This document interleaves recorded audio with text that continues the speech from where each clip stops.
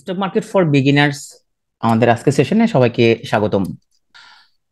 তো আমরা নিজেরা যদি কিছু বেসিক জিনিসপত্র যদি জানি, তাহলে আমরা কারো কাছ থেকে জিজ্ঞেস না করে আমরা নিজে নিজেই সিদ্ধান্ত নিতে পারবো যে আমরা কোন শেয়ারে আমরা বিনিয়োগ করব।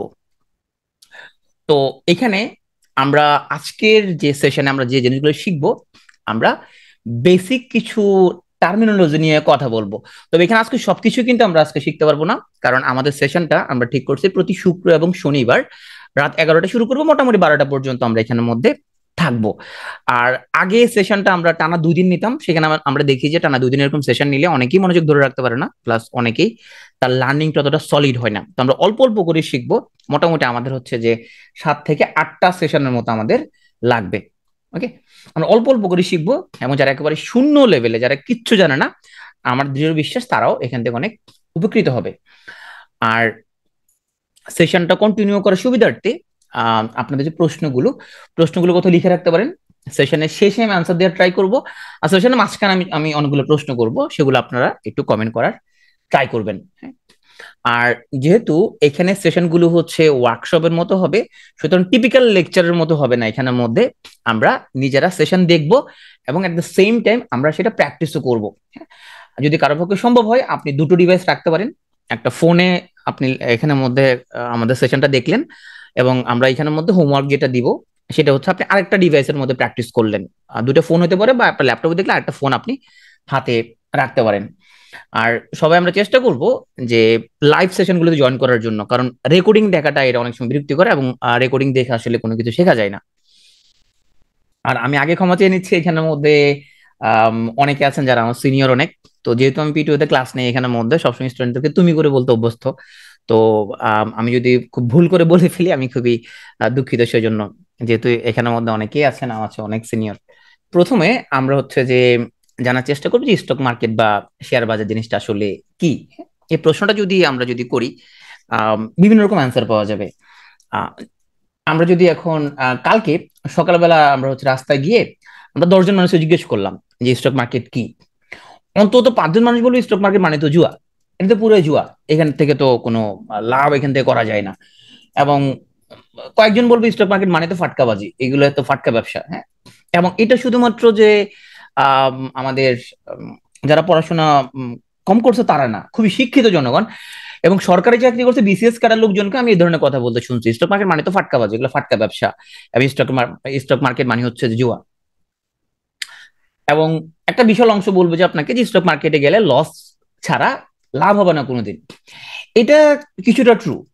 স্টক মার্কেট থেকে মাত্র এখানে মাত্র 5% মানুষ এখান থেকে লাভ করতে পারে, কিন্তু 95% মানুষ স্টক মার্কেট থেকে আসলে লস করে। স্টক মার্কেট থেকে লাভ করা এত সহজ না। এখানের মধ্যে অনলি 5% মানুষ এখানের মধ্যে প্রফিট করে, 95% এখানের মধ্যে লস করে। অন্তত আমি আশেপাশে যতটুকু দেখছি, আমি এখন পর্যন্ত খুব কম মানুষ পাইছি যারা স্টক মার্কেট থেকে যারা প্রফিট করছে। আমাদের ভাই বেড়াদের গ্রুপের মধ্যে অনেকে আছে যারা প্রফিট টফিট করে, কিন্তু বাইরে আমি আমি এখন পর্যন্ত যাদেরকে দেখছি বেশিরভাগ হচ্ছে স্টক মার্কেট থেকে আসলে লস করে, মানে লং টার্মে তারা কোনো প্রফিট তারা টেক করতে পারে না, বা ওরা অতটা গেইন করতে পারে না।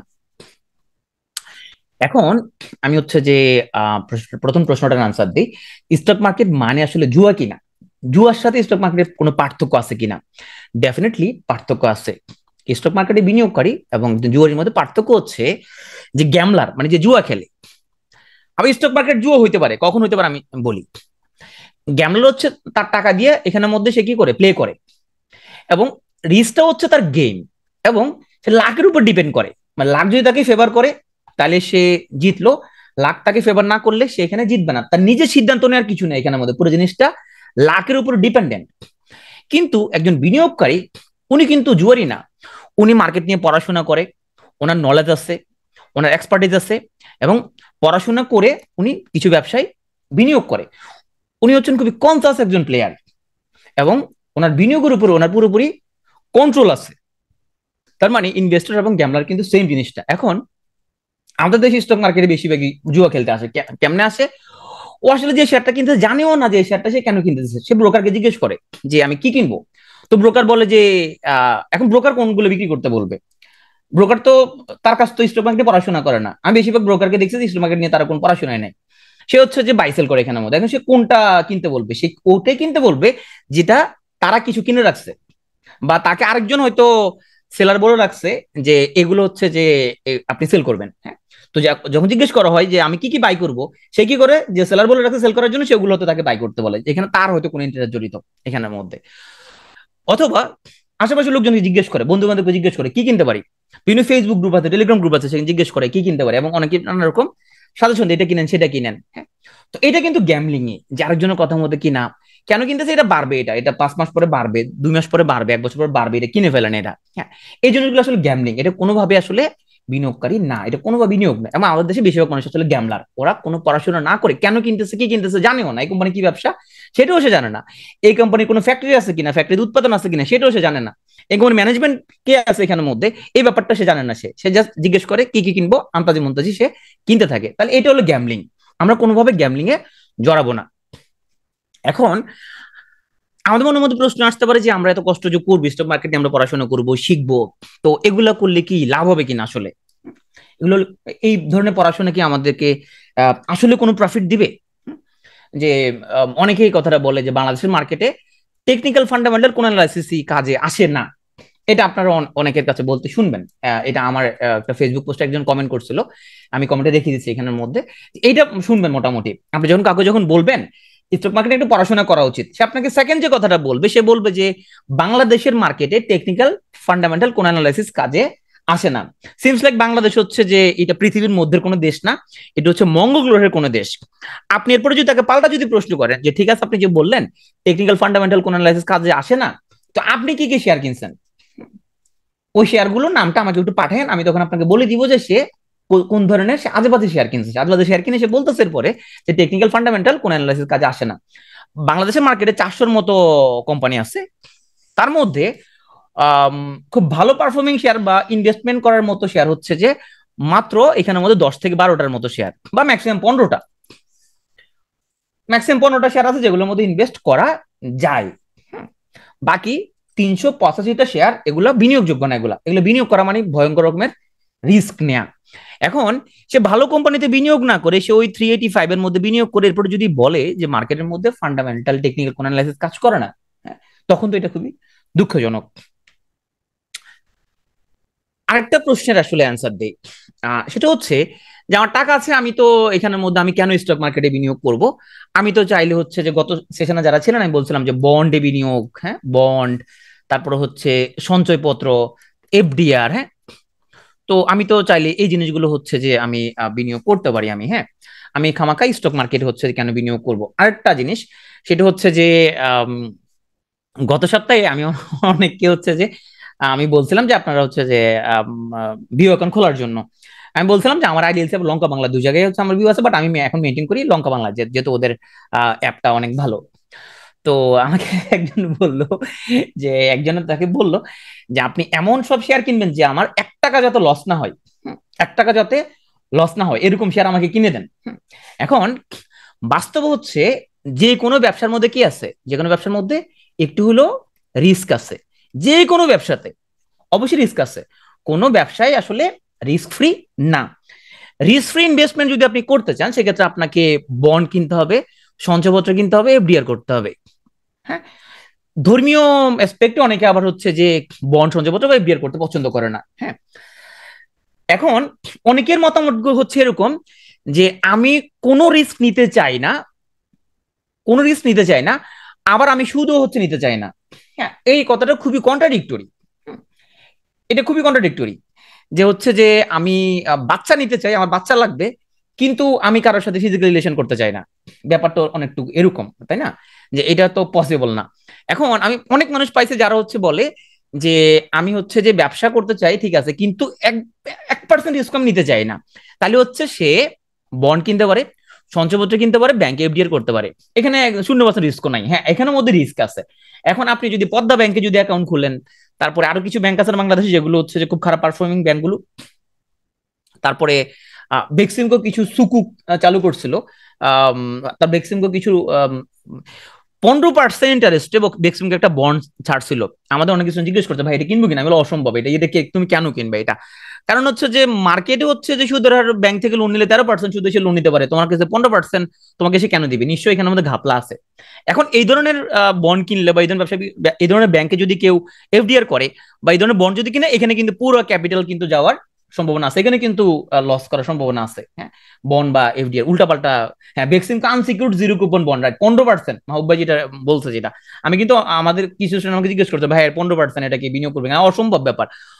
যদি কোনো ব্যবসাতে আপনাকে অসম্ভব রকমের রিটার্ন যদি কেউ দেওয়ার কথা বলে, অসম্ভব মানে হচ্ছে যে মার্কেটে একটা এই বিজনেসটার যে ধরনের প্রফিট হওয়ার কথা, এর চেয়ে অসম্ভব যদি কোনো কিছু প্রমিস করে, বুঝবেন এখানে ঘাপলা আছে। হ্যাঁ, কারণ আমি বললাম যে এটা কিনিও না, এখানে ঘাপলা আছে। 15% কিভাবে দিই? এটা অসম্ভব একটা ব্যাপার, এটা সম্ভবই না।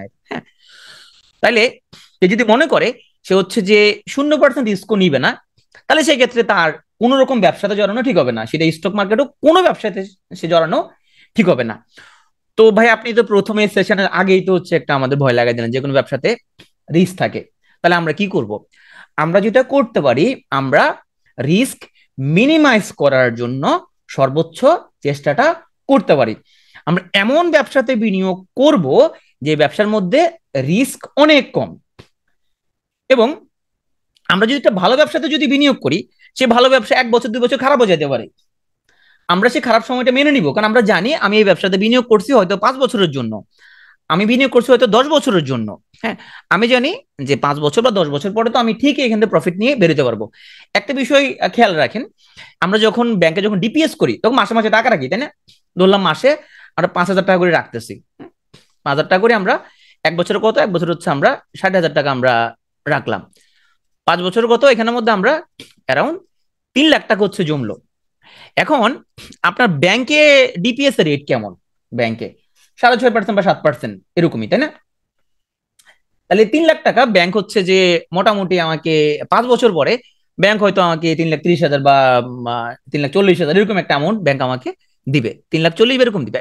একটা বিষয় খেয়াল করেন, আমরা প্রতি মাসে 5,000 টাকা বিনিয়োগ করতেছি, প্রতি মাসে 5,000 টাকা আমরা বিনিয়োগ করতেছি, 12 মাসে আমরা 60,000 টাকা বিনিয়োগ করতেছি, 5 বছরে আমরা 3 লাখ টাকা বিনিয়োগ করতেছি। 3 বছর পরে যে ব্যাংকে যখন আমরা বলি আমার টাকাটা দেন, তখন আমাকে 3,40,000 বা 3,30,000 এরকম একটা অ্যামাউন্ট দেয়।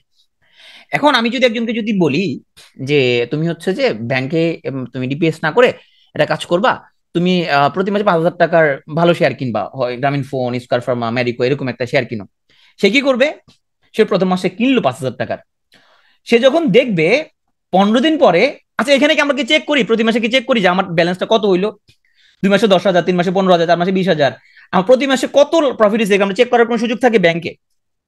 আমরা যে ডিপিএস করি, প্রতি মাসে 5,000 টাকা করে দিচ্ছি আমরা, 1 বছরে 60,000 টাকা, আমরা কি ব্যালেন্সটা চেক করার কোনো সুযোগ থাকে এখানের মধ্যে? আমার টাকাটা কত হইলো, লাভ আছে নাকি লসে আছে, এটা চেক করার কোনো সুযোগ থাকে না। 5 বছর পর ব্যাংক আমাকে 3,40,000 টাকা দেয়, কিন্তু এই এই আমাদের এই প্রফিটটা কিন্তু আমার এইভাবে কিন্তু 3,40,000 কিন্তু হয় নাই, এটা আমার প্রথম বছরে যে 60,000 টাকা যে বিনিয়োগ হইতে পারে সেটা 58,000 টাকা হয়ে গেছে, পরের বছর 1,20,000-এর মধ্যে হইতে পারে সেটা 1,15,000 হয়ে গেছে, সেটা 5,000 টাকা তো লসে ছিল, কিন্তু আলটিমেটলি 5 বছর পর ব্যাংক থেকে আমাকে 3,40,000 টাকা দিতে পারছে। ব্যাংকের মধ্যে কিন্তু আমরা প্রতি মাসে এটা চেক করতে পারি না, চেক করিও না। কিন্তু যদি কাকে বলা হয় যে স্টক মার্কেটে সে 5,000 টাকার একটা ভালো শেয়ার কিনবে, সেই যে কাজটা করবে, সে কিনলো, প্রতিদিন একবার করে সে পোর্টফোলিও চেক করবে সেটার দাম বাড়ছে নাকি কমছে, এবং সেটার দাম যদি কমে সে টেনশনে তার রাতে ঘুমাবে না, প্রত্যেকদিন সে পারলে 3 থেকে 4 বার করে চেক করে, এবং বৃহস্পতিবার থেকে তার টেনশন শুরু রোববার মার্কেট খুললে যে শেয়ারটার দাম কত হয় এটা সে দেখার জন্য সে তো প্রতিদিনই 2-3 বার চেক করবে, প্রতি মাসে তো অসংখ্যবার সে চেক করবে, সে সে কি হবে, একটা সময় সে পেনিক হয়ে এখান থেকে বের হয়ে যাবে।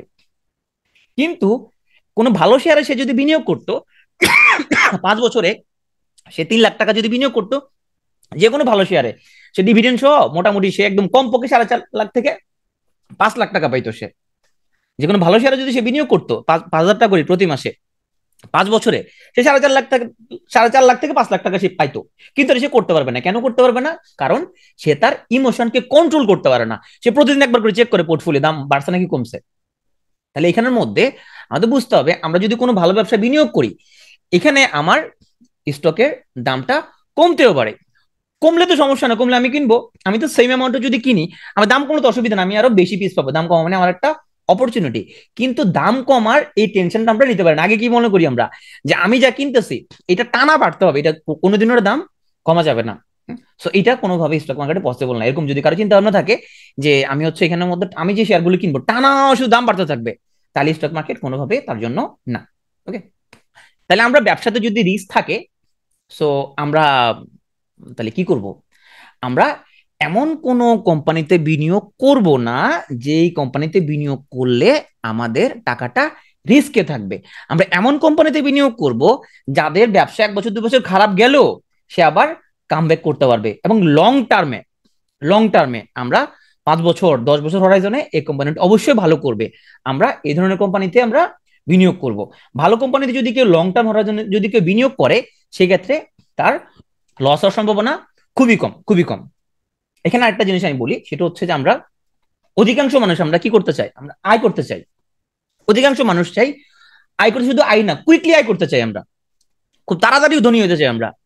কিন্তু আমরা শেখার পিছনে আমরা শ্রম দিতে চাই না, আমরা শিখতেও চাই না, শেখার পিছনে খরচও করতে চাই না। ইউটিউবে ফ্রিতে এত রিসোর্স আছে, আমরা এগুলো কোনো কিছু শিখতে চাই না।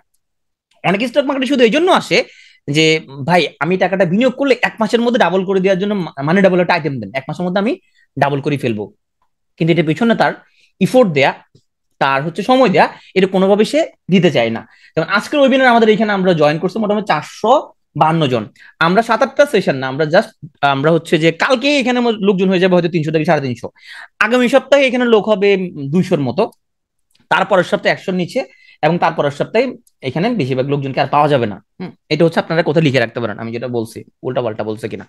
তো চলেন আমরা আগে শুরু করি এখানে স্টক মার্কেট আসলে জিনিসটা কি। হ্যাঁ, তো আমাদের জালাল ভাইয়ের একটা স্টিলের মিল আছে, যেখানের মধ্যে সে এটা তার নিজের মালিকানায় সে স্টিল প্রডিউস করে এবং সে বিক্রি করে।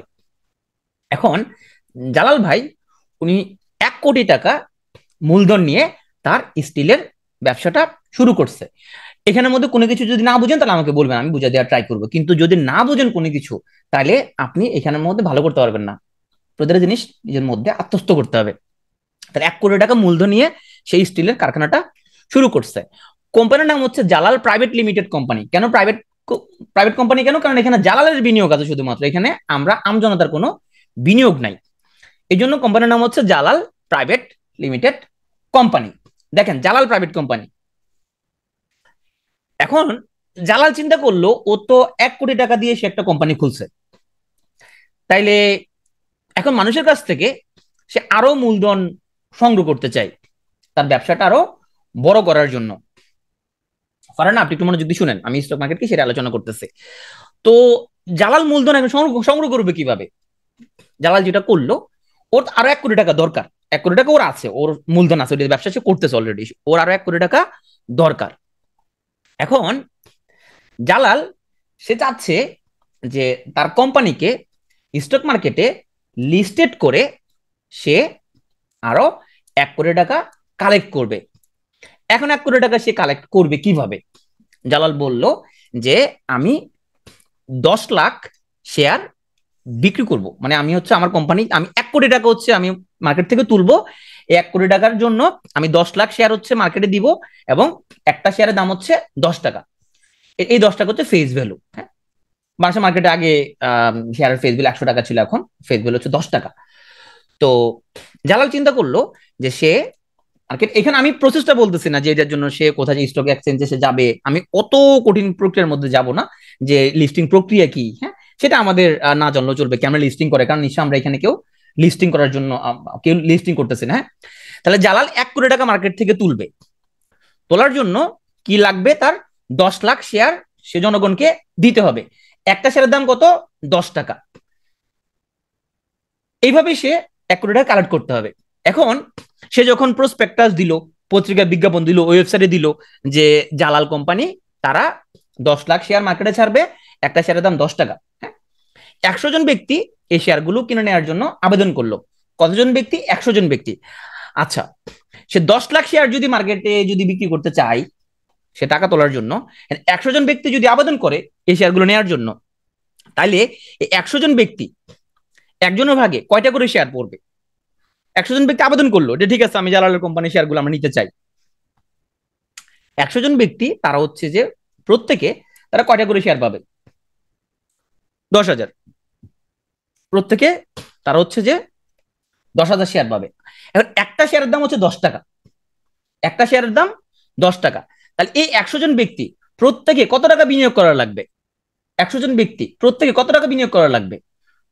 একটা শেয়ারের দাম 10 টাকা, তাইলে প্রত্যেক ব্যক্তি এখানে 1,00,000 টাকা করে বিনিয়োগ করা লাগবে।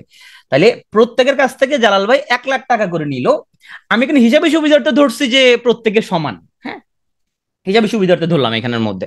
তাইলে এখানে তো বাস্তবে 100 জন আরো বেশি আবেদন করে, হ্যাঁ, বাট হিসাবে সুবিধার্থে আমরা খুব রাউন্ড ফিগার ধরলাম। তাইলে এই প্রত্যেক ব্যক্তি 100 জন তারা হচ্ছে যে 10,000 করে শেয়ার পাইলো, এবং এই 10,000 শেয়ার পাওয়ার জন্য জালাল ভাইকে প্রত্যেকে 1,00,000 টাকা করে দিতে হয়েছে, এবং এর মাধ্যমে জালাল ভাই 1 কোটি টাকা এদের থেকে কালেক্ট করে নিল। তাহলে এই যে 100 জন ব্যক্তি, এরা হচ্ছে জালাল ভাইয়ের কোম্পানির অংশীদার হয়ে গেল না? এখন হইল কিনা? এরা এরা জালাল ভাইয়ের কোম্পানির অংশীদার হইল। তাহলে এই 100 জন ব্যক্তি প্রত্যেকে 10,000 শেয়ারের মালিক, এবং এই 100 জন ব্যক্তি প্রত্যেকে 10,000 যদি হয়, এদের কাছে 10 লাখ শেয়ার আছে। তাহলে জনগণ, আমজনতা এই কোম্পানির মালিক হয়ে গেল। এবং এই প্রক্রিয়ার মধ্য দিয়ে জালাল ভাইয়ের প্রাইভেট যে কোম্পানি যেটার মালিক ছিল সে নিজে, এটা একটা পাবলিক কোম্পানিতে রূপান্তরিত হয়ে গেল Jalal public limited company. Jalal private থেকে হয়ে গেল জালাল প্রাইভেট কোম্পানি। এই প্রসেসটাকে বলা হয় আইপিও বা initial public offer. Initial public অফারের মধ্য দিয়ে 10 টাকা দিয়ে ওই 100 জন ব্যক্তি জালাল ভাইয়ের কোম্পানির শেয়ারগুলো কিনে নিল। এরপর কি হলো? কোম্পানির নাম চেঞ্জ হয়ে গেল জালাল পাবলিক লিমিটেড কোম্পানি। ওকে, এখন আমরা দেখি জালাল ভাইয়ের কাছে আগে কত ছিল? ইনিশিয়ালি ওর ব্যবসার সাইজ কত ছিল? ইনিশিয়ালি জালালের কাছে কত ছিল?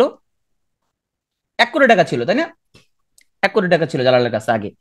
আগে তার কাছে 1 কোটি টাকা ছিল, রাইট? 1 কোটি টাকা মানে তাহলে কতগুলো শেয়ার? 1 কোটি টাকা মানে হচ্ছে 10 লাখ শেয়ার, রাইট? তা এগুলো জালালের কাছে তো আছে এখনো, এগুলো জালালের কাছে এখনো আছে। জালাল হচ্ছে কোম্পানির ডিরেক্টর। আসলে জনগণের কাছে কতগুলো শেয়ার বিক্রি করছে? জনগণের কাছে সে আরো 10 লাখ শেয়ার বিক্রি করছে। তাহলে এই কোম্পানিটার পাবলিকের কাছে শেয়ার আছে 10 লাখ। জালাল ভাই উনি হচ্ছে কোম্পানির ডিরেক্টর, ওনার কাছে আছে 10 লাখ। তাহলে আমরা এই কথা বলতে পারি যে এই কোম্পানির টোটাল কত শেয়ার আছে? টোটাল শেয়ার কত এই কোম্পানির? Total share 20 lakh total share. সেই 20 লাখ শেয়ারের মধ্যে জালাল ভাই উনি নিজে 50%, 1 কোটি টাকা ওনার নিজের, আর বাকি 50% মানে 1 কোটি টাকা শেয়ার, তার মানে 10 লাখ শেয়ার, এটা হচ্ছে জনগণের কাছে আছে। এই জিনিসটা এরকম হইতে পারতো যে এখানের মধ্যে জালাল ভাই ওনার নিজের কাছে 10 লাখ আছে, ঠিক আছে, 50% ওনার কাছে আছে, জনগণকে দিছে 5 লাখ শেয়ার, 25% দিছে জনগণের কাছে। বিভিন্ন রকমের ফিনান্সিয়াল যে ইনস্টিটিউট তাদেরকে সে 20% দিছে, তাদেরকে সে 20% দিল। বাকি 5% শেয়ার সে দিল বিদেশিরা কিনে নিছে। এরকম হইতে পারে, তাই না? তাহলে একটা কোম্পানির মধ্যে কি কি পোর্শন থাকতে পারে? একটা কোম্পানির শেয়ার এটার ডিরেক্টরদের কাছে থাকতে পারে কিছু অংশ, পাবলিকের কাছে আমজনতা যারা আমরা আমাদের কাছে থাকতে পারে কিছু অংশ, বিভিন্ন ফিনান্সিয়াল ইনস্টিটিউট, সেটা ব্যাংক হতে পারে, ফিনান্সিয়াল ইনস্টিটিউট হতে পারে, বিভিন্ন ফাইন্যান্স কোম্পানি হতে পারে, তারা শেয়ার কিনে নিতে পারে, এবং বিদেশিরাও কিন্তু এই ধরনের শেয়ার তারা নিতে পারে। এখন আমাদেরকে বুঝতে হবে যে এই হোল্ডিংটা বোঝাটা কেন গুরুত্বপূর্ণ।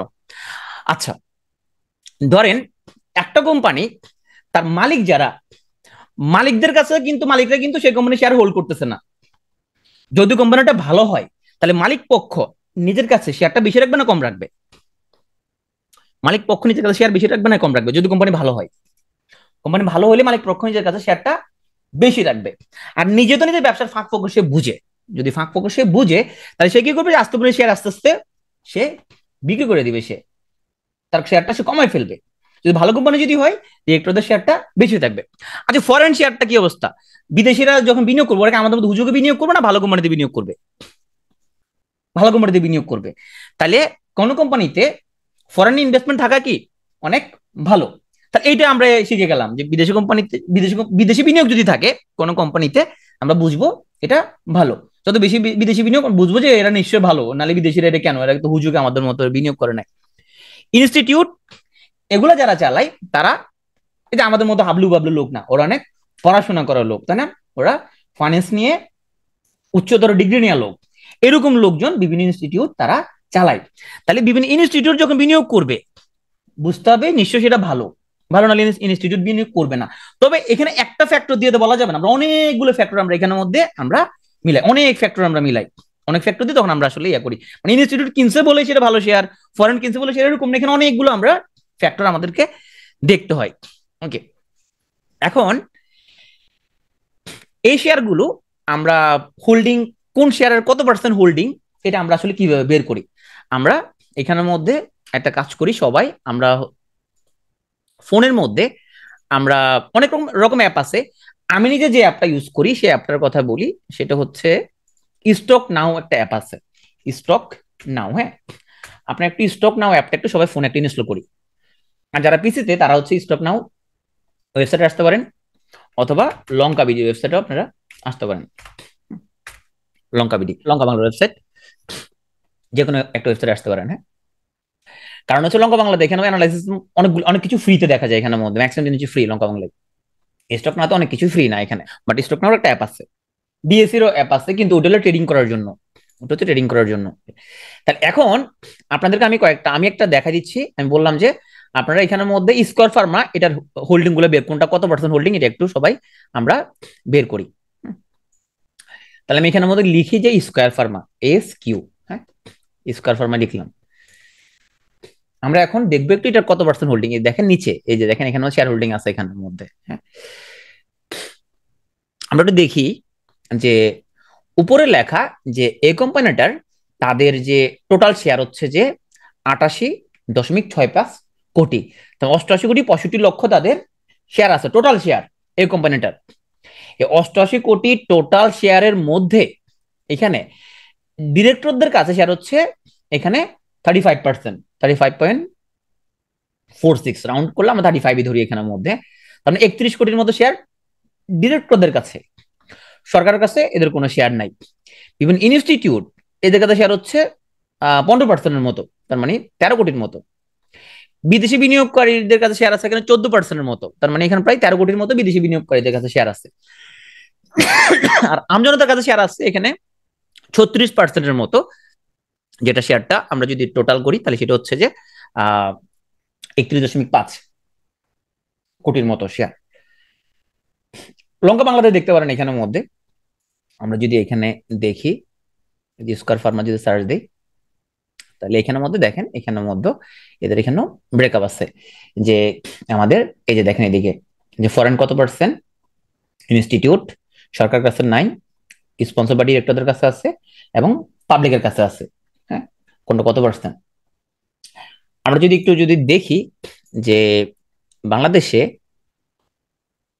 আমাদের হোল্ডিং যদি আমরা একটু চিন্তা করি, তাহলে আমরা কোন কোম্পানিতে কেমন বা আমরা অ্যানালাইজ করে দেখি, এই জিনিসগুলো জানার আমাদের গুরুত্ব কি সেটা আমরা একটু দেখব। আমরা দেখি যে সবচেয়ে বেশি ডিরেক্টর হোল্ডিং কোথায়, আমরা একটু দেখি এখানে আমরা, এবং নিজেরা নিজেরা অ্যানালাইজ করতে আমরা শিখে যাবো। হ্যাঁ, ওকে, দেখি আমাদের মার্কেটে যতগুলো শেয়ার আছে সেখানে হচ্ছে যে ডিরেক্টরদের কাছে সবচেয়ে বেশি শেয়ার হচ্ছে ওয়ালটনে 99%, বার্জার 95%, ইউনিলিভার 92%, গ্রামীণ ফোন 90%, মেরিকো 90%, ইউপিজিডিসিএল 90%, রবি 90%। হ্যাঁ, এগুলো আমরা এখানে দেখতে পাবো।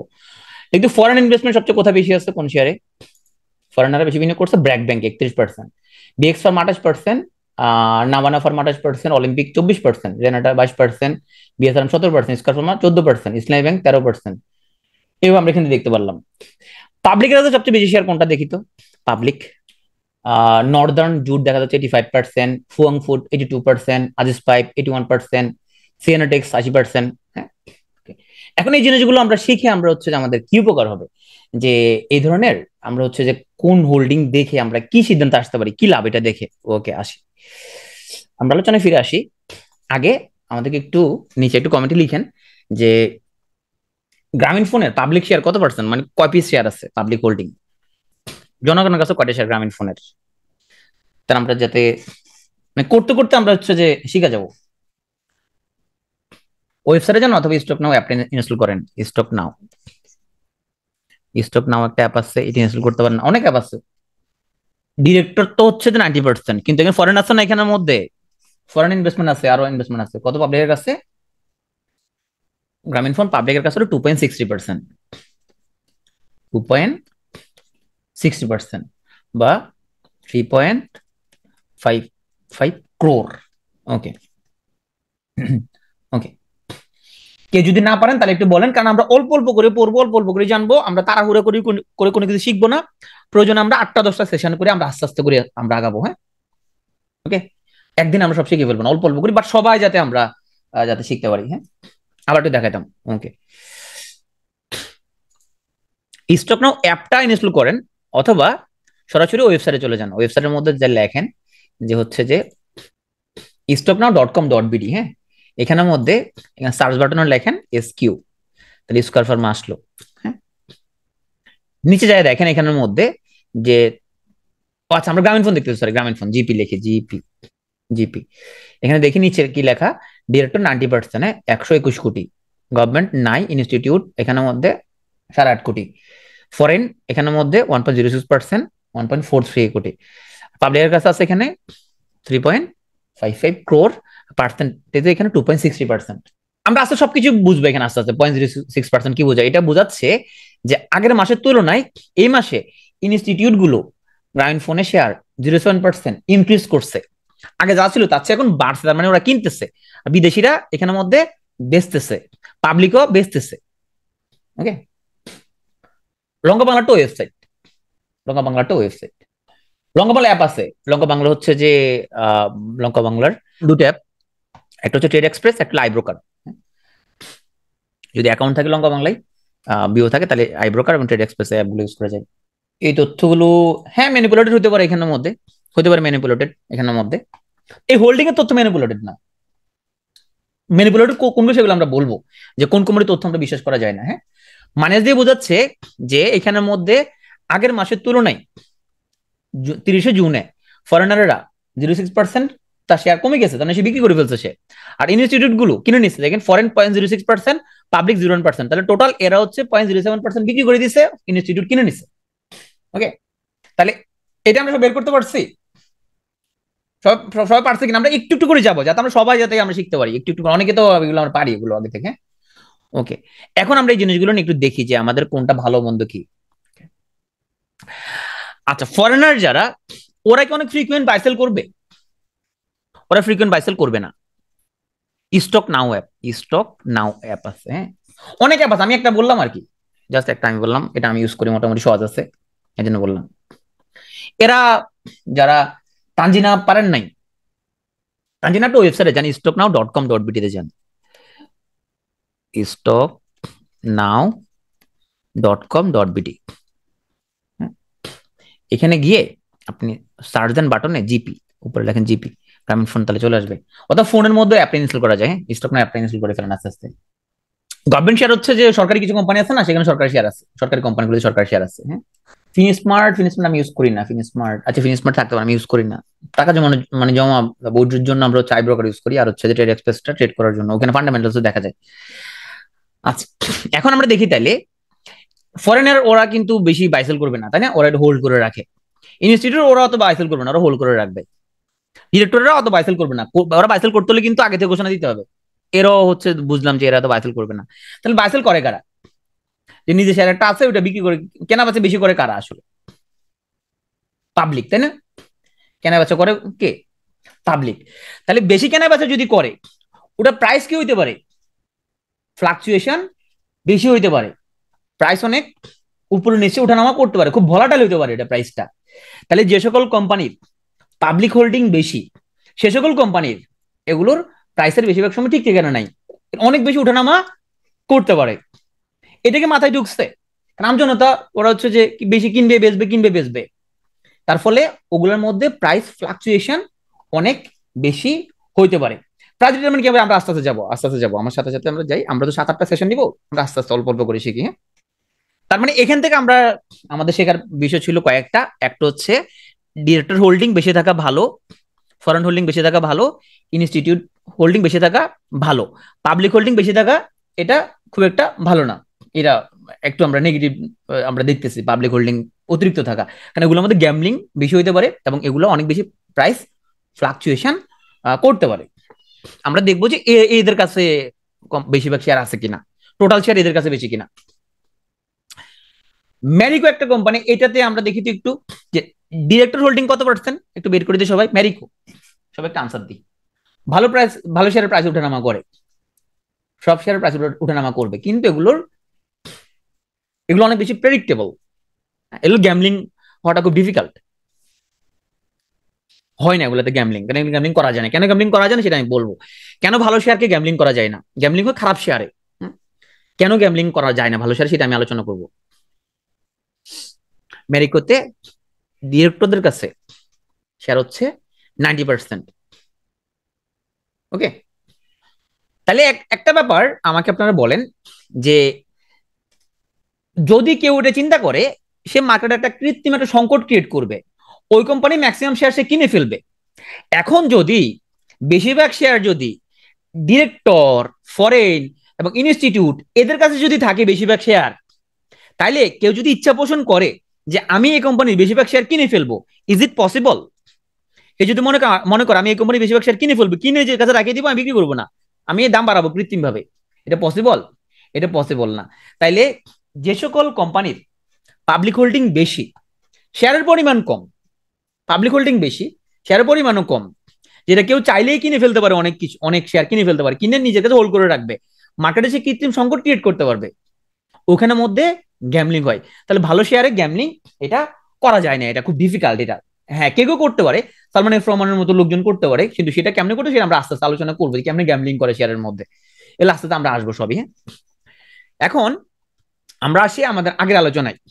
ওখানে আমাদের 100 জন বিনিয়োগকারী ছিল, পাবলিক ছিল সাধারণ আমাদের মতো, ওদের কাছে 10,000 করে শেয়ার ছিল, একটা শেয়ারের দাম ছিল 10 টাকা, এবং ওরা প্রত্যেকে জালালের কোম্পানিতে 1,00,000 টাকা করে বিনিয়োগ করছে।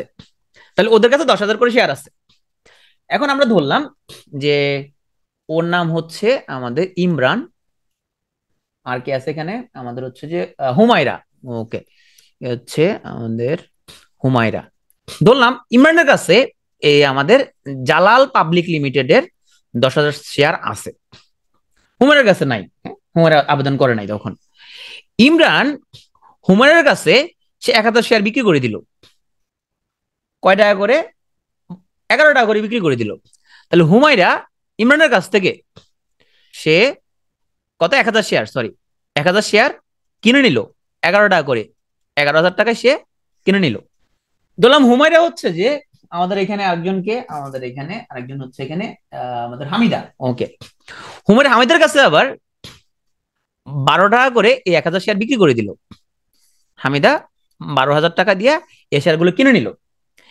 এই যে পারস্পরিক বাইসেল, যদি এখানে আমরা দুজন ব্যক্তির মধ্যে দেখাইছি, কিন্তু এটা অনেক ব্যক্তির মধ্যে এট আ টাইম ঘুরতে থাকে। তাহলে এই যে একজন একজনের কাছে বিক্রি করে, আমরা ধরলাম এইভাবে কেনা বেচা করার কারণে, কেনা বেচা করার কারণে এই শেয়ারটার দাম 12 টাকা, 13 টাকা, 14 টাকা, 15 টাকা, আবার কমতে কমতে 8 টাকা আসছে, আবার বাড়তে বাড়তে 16 টাকা গেছে, 17, 18 এরকম করতে করতে এটা এটা কমছে বাড়ছে, কমছে বাড়ছে করতে করতে একটা সময় 1 বছর শেষে এখন এই শেয়ারটা ইটসেলফ ইজ এ প্রোডাক্ট, ওই শেয়ারটা চাইলে মার্কেটে কেনা বেচা করা যাবে। কিছু মনে করে আমি আমার 2 পিস শেয়ার বিক্রি করে দিব, 10 পিস শেয়ার, 100 পিস শেয়ার আমি বিক্রি করে দিব, সে বিক্রি করতে পারবে। ধরলাম 1 বছর শেষে এই শেয়ারটা মার্কেটে 20 টাকা করে বিক্রি হচ্ছে। আমরা আগে যে শেয়ারগুলো দেখাছিলাম এখানের মধ্যে, কিন্তু সেগুলোর কি অবস্থা? তাহলে আমরা এখানে একটু দেখি যে এই যে আমরা যে স্কয়ার ফার্মা যে দেখালাম, একটা স্কয়ার ফার্মার শেয়ার দাম বর্তমানে কত দেখি তো, কত? যে আমাদের সর্বশেষ আমাদের ট্রেডিং ডেতে একটা স্কয়ার ফার্মার শেয়ার হলো 234 টাকা 90 পয়সা, এটা হচ্ছে লাস্ট ট্রেড হয়েছে। একটা গ্রামীণ ফোনের শেয়ার কত, একটা গ্রামীণ ফোনের শেয়ার ট্রেড হয়েছে কত? 377 টাকা করে এটা ট্রেড হয়েছে লাস্ট। দেখি একটা মেডিকো শেয়ার কত করে ট্রেড হয়েছে, এটা একটা মেডিকো শেয়ার 2,450 টাকা করে এটা ট্রেড হয়েছে। এখন এরকম হতে পারে কেউ কিনবেন, এরকম হতে পারে যে এটা কেন খারাপ কোম্পানি কেউ কিনতেছে না, ভালো কোম্পানি হতে পারে ওই প্রাইসে বনাবনি হচ্ছে না, এরকম হতে পারে কেউ কিনবে না, হইতে পারে এরকম হইতে পারে। আবার বিক্রি করার কেউ নাই, এত কম প্রাইসে বিক্রি করবেন এরকম হইতে পারে, যে ওরা হচ্ছে আরো বেশি প্রাইস চাচ্ছে এখানের মধ্যে, এরকম হইতে পারে। এরকম হইতে পারে। একটা প্রাইস, একটা শেয়ারের দাম 2450 টাকা কেন, একটা শেয়ারের দাম কেন 200 টাকা, আবার খুব খারাপ একটা শেয়ারের দামও অনেক বেশি হইতে পারে কেন, এই জিনিসগুলো আমরা আস্তে আস্তে আমরা আলোচনা করবো। হ্যাঁ, এই জিনিসগুলো আপনাদের মাথায় ঢুকে যাবে। এখন আমরা ধরলাম আমাদের জালাল কোম্পানির শেয়ারটা বছর শেষে কত, 20 টাকা এটা বিক্রি হচ্ছে। কেন বাচ্চা, ওই যে ওখানের মধ্যে যে আমাদের 100 জন পাবলিক, ওরা হচ্ছে যে একজনের কাছে 10,000 শেয়ার আছে, ওরা চাইলে ওদের শেয়ারটা আরেকজনের কাছে বিক্রি করে দিতে পারবে, ওদের নিজেদের মধ্যে বিক্রি করে দিতে পারবে ওরা। প্রাইসটা নির্ধারণ করে মার্কেট। একজনে সে সেল বসাবে, কত টাকা সেল করতে চায়, আরেকজন যদি সেই প্রাইসে বাই করতে চায় তখন সে বাই করে নিবে। সে এটা বুঝতে পারছি। কেউ বললো আমি জালালের শেয়ার আমি রাখবো না, আমি 2,000 বিক্রি করে দিব এখানের মধ্যে, একজন বললো ঠিক আছে, তো ও এটা সেল অর্ডার বসাইলো যে হচ্ছে যে 12 টাকা করে সেল করতে চাই। এখন আরেকজন যদি পাওয়া যায় এটা বাই করে নিবে 12 টাকা করে, তো নিবে বাই করে।